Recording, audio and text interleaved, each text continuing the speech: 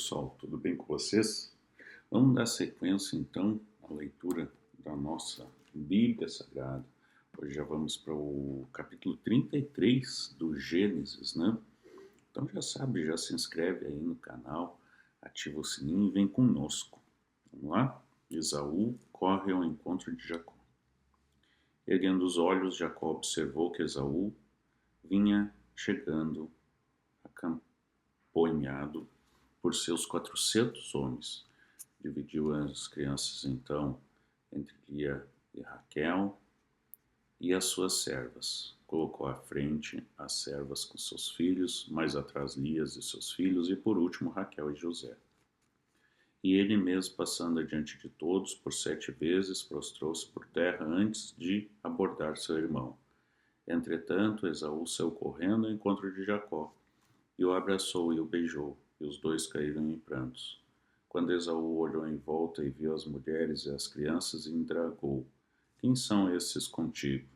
E Jacó respondeu: São os filhos com que Deus abençoou este teu criado. Então as servas e seus filhos se aproximaram de Esaú e curvaram-se diante dele. Em seguida vieram Lia e seus filhos e da mesma forma se curvaram. Por último chegaram José e Raquel e igualmente o reverenciaram. Então perguntou Esaú: E o que pretendes fazer com todos os rebanhos que encontrei pelo caminho? Ao que Jacó lhe replicou: É um presente para ti, uma maneira de encontrar graça aos olhos do meu senhor. Mas Esaú contestou: Eu tenho o suficiente, meu irmão, guarda o que é teu. Contudo, Jacó instou: Não, eu te suplico, se encontrei graças aos teus olhos, recebe o presente de minha mão. Porquanto afrontei tua presença, como se afronta a presença de Deus, e tu me recebeste em paz. Aceita, pois, o presente que te ofereço de coração, porque Deus me favoreceu sobremodo. Eu tenho tudo que necessito. E Jacó tanto insistiu que Esaú aceitou o presente. Então orientou Esaú: Tomemos toda a caravana e partamos. Eu caminharei na frente. Todavia, Jacó lhe ponderou: Meu senhor sabe que as crianças são delicadas e que devo pensar nas ovelhas e vacas de leite. Se os forçar um só dia, todo o rebanho vai morrer. Meu senhor parta, pois, adiante de seu servo. Quanto a mim, seguirei calmamente ao passo do rebanho que tem diante de mim e ao passo das crianças, até chegarmos à casa do meu senhor em Seir. Então propôs Esaú: Bem, deixarei contigo a menos uma parte dos meus homens. Mas Jacó redarguiu: Por que tanta generosidade? Basta-me encontrar graças aos olhos do meu senhor. E naquele mesmo dia Esaú retornou seu caminho para Seir. Porém Jacó partiu para Sucote, onde construiu uma casa para si e abrigos para seu rebanho. Foi por isso que o lugar passou a ser conhecido pelo nome de Sucote, abrigo de ramos. Tendo, pois, retornado de Padã a Arã, Jacó chegou são e salvo à cidade de Salém, uma cidade de Siquém, em Canaã, e acampou bem perto da cidade. Por 100 peças de prata, adquiriu dos filhos de Amor, pai de Siquém, a parte do campo onde erguera seu acampamento. Ali erigiu um altar que denominou Elohe Israel. Deus Todo-Poderoso é o Deus de Israel. É isso, encontrou graças aos olhos do seu irmão. Vocês vejam como tem significados na Bíblia, como tem significados nas histórias, né, gente? As histórias bíblicas. E, aliás, no próximo capítulo a gente vai ver do porquê tanta briga com Israel e outros povos, tá? Um significado muito grande. Você vê que cada capítulo a gente encontra um novo significado. No capítulo passado eu falava para vocês da luta de Jacó com o anjo, né? Alguns atribuem esse anjo como sendo o próprio Deus.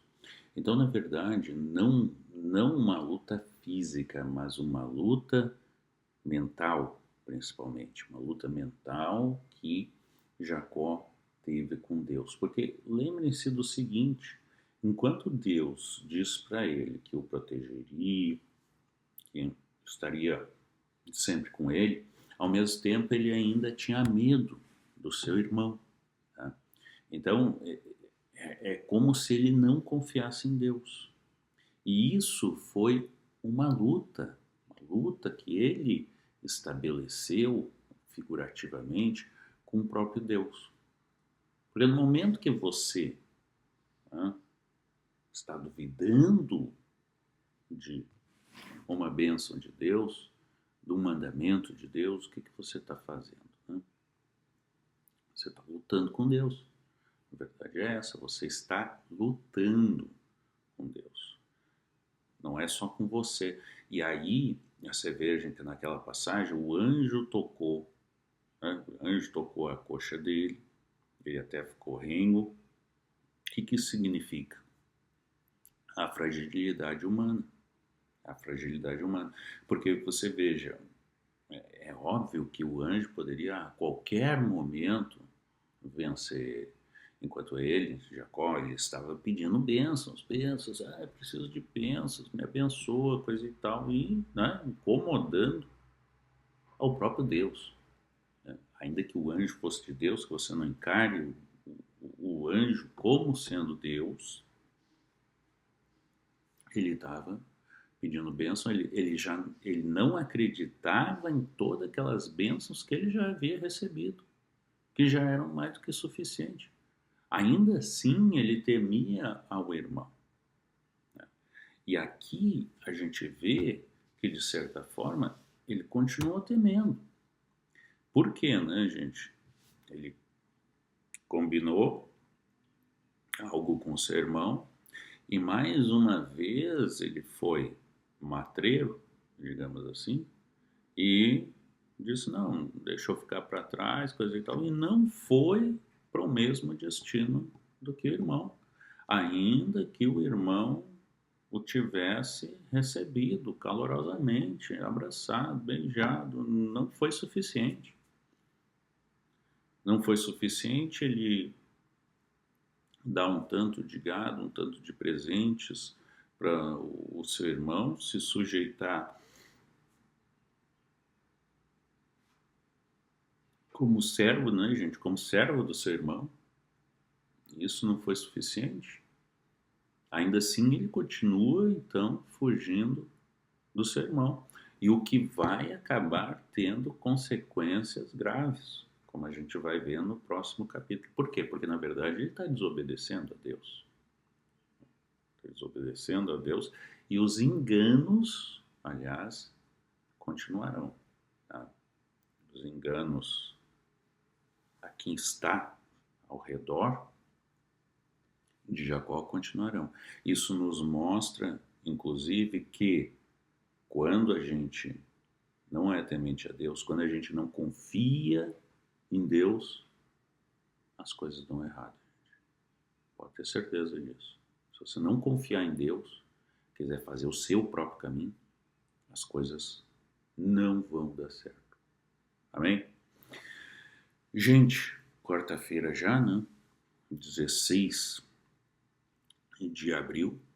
Lembrando que 7 da noite a gente está aqui novamente com vocês. Eu sempre lembro, 7 da manhã, 7 da noite, estou aqui sempre com vocês. Então segue aqui com a gente, se inscreve no canal, ativa o sininho e que Deus abençoe a todos vocês. Amém.